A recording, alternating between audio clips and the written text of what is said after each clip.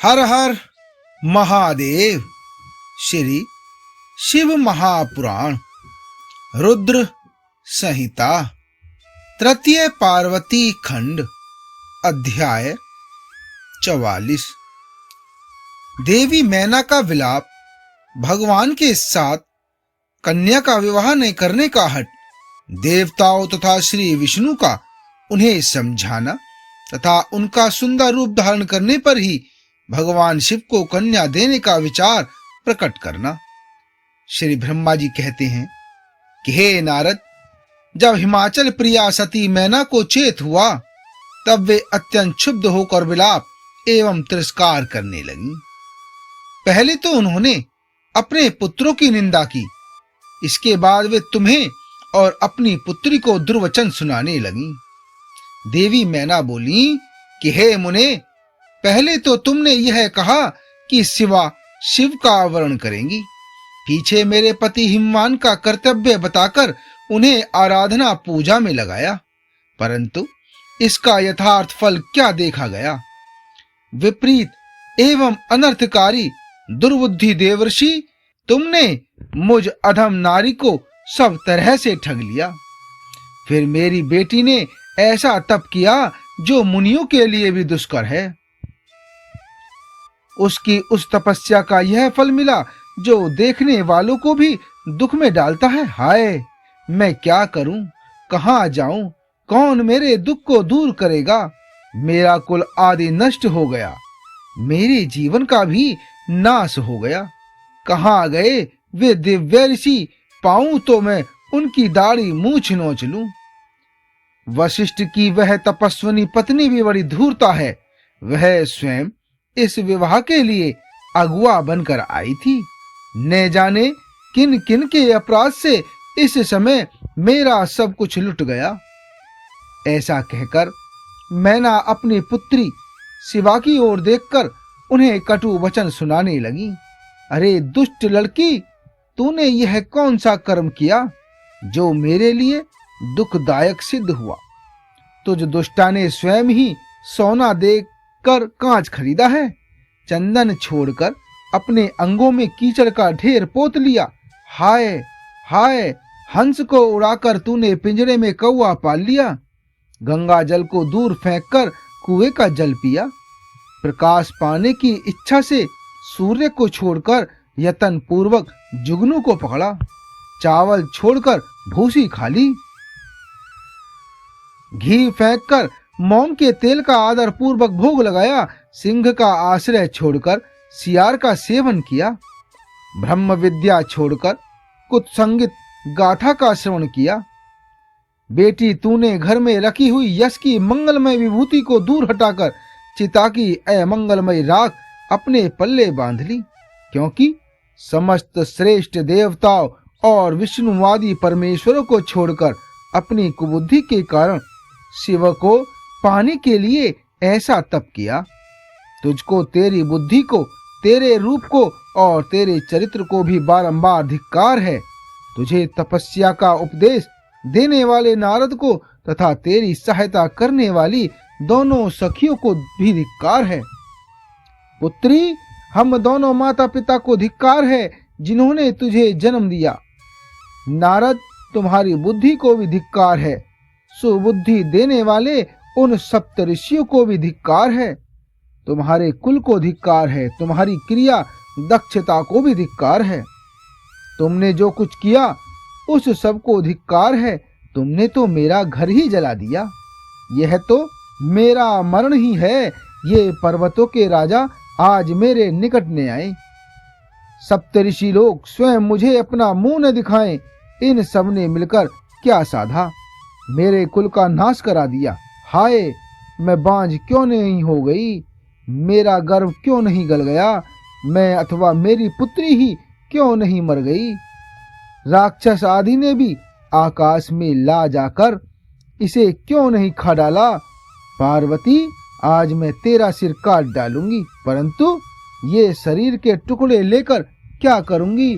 हाय हाय, तुझे छोड़कर कहां चली जाऊं, मेरा तो जीवन ही नष्ट हो गया।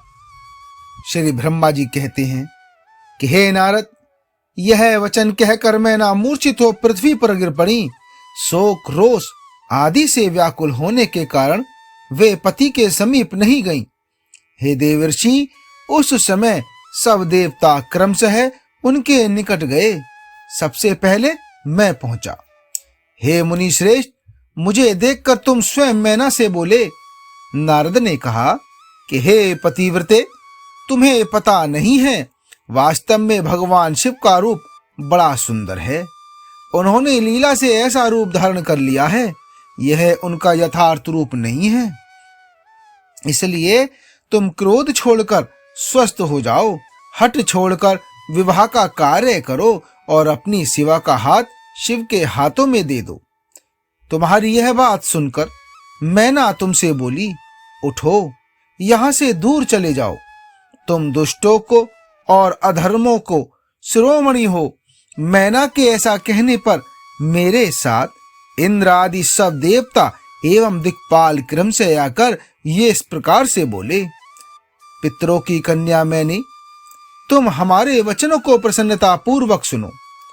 ये शिव निश्चय ही सबसे उत्कृष्ट देवता हैं और सबको उत्तम सुख देने वाले हैं।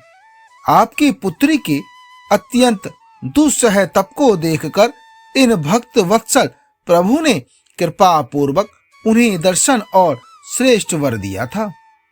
यह सुनकर मैना ने देवताओं से बारंबार अत्यंत विलाप करके कहा, शिव का रूप बड़ा भयंकर है, मैं उन्हें अपनी पुत्री नहीं दूंगी। आप सब देवता प्रपंच करके क्यों मेरी इस कन्या के उत्कृष्ट रूप को व्यर्थ करने के लिए उद्यत हैं? मुनीश्वर, उनसे ऐसा कहने पर वशिष्ठ आदि सप्त ऋषियों ने वहां आकर यह बात कही।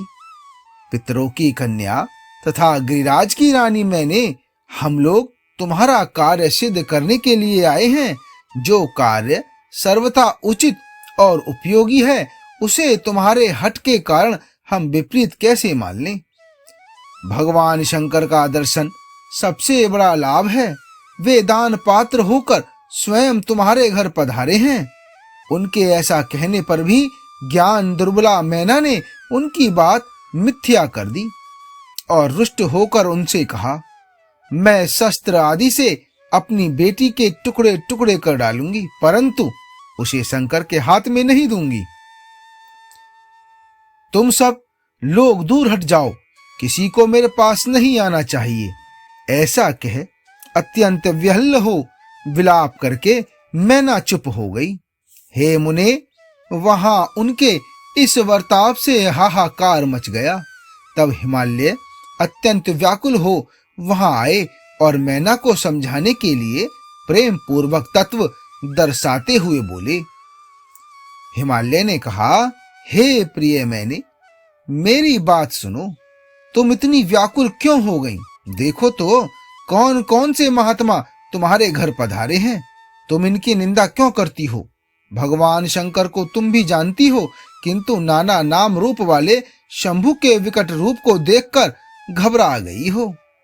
मैं शंकर जी को भली भांति जानता हूँ। वे ही सबके प्रतिपालक हैं, पूजनियों के भी पूजनीय हैं तथा अनुग्रह एवं निग्रह करने वाले हैं। निष्पाप प्राण प्रिय, हठ न करो, मानसिक दुख छोड़ो, सुव्रते शीघ्र उठो और सब कार्य करो।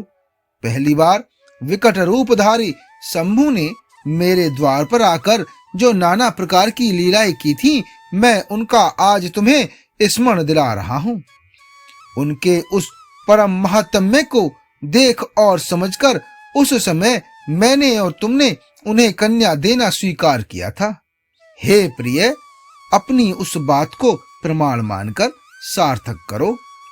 इस बात को सुनकर शिवा की माता मैना हिमालय से बोली कि हे नाथ, मेरी बात सुनिए और सुनकर आपको वैसा ही करना चाहिए। आप अपनी पुत्री पार्वती के गले में रस्सी बांधकर इसे बेखटके पर्वत से नीचे गिरा दीजिए, परंतु मैं इसे हर के हाथ में नहीं दूंगी। अथवा नाथ, अपनी इस पुत्री को ले जाकर निर्दयता पूर्वक समुद्र में डुबो दीजिए। हे गिरिराज, ऐसा करके आप पूर्ण सुखी हो जाइए। हे स्वामिन, यदि विकट रूपधारी रुद्र को आप पुत्री दे देंगे तो मैं निश्चय ही अपना शरीर त्याग दूंगी। मैना ने जब हठपूर्वक ऐसी बात कही तब पार्वती स्वयं आकर यह रमणीय वचन बोली कि हे मां, तुम्हारी बुद्धि तो बड़ी शुभ कारक है। इस समय विपरीत कैसे हो गई? धर्म का अवलंबन करने वाली होकर भी तुम धर्म को कैसे छोड़ रही हो? ये रुद्रदेव सबकी उत्पत्ति के कारणभूत साक्षात ईश्वर हैं। इनसे बढ़कर दूसरा कोई नहीं। समस्त ऋतुओं में यह वर्णन है कि भगवान शंभु सुंदर रूप वाले तथा सुखद हैं।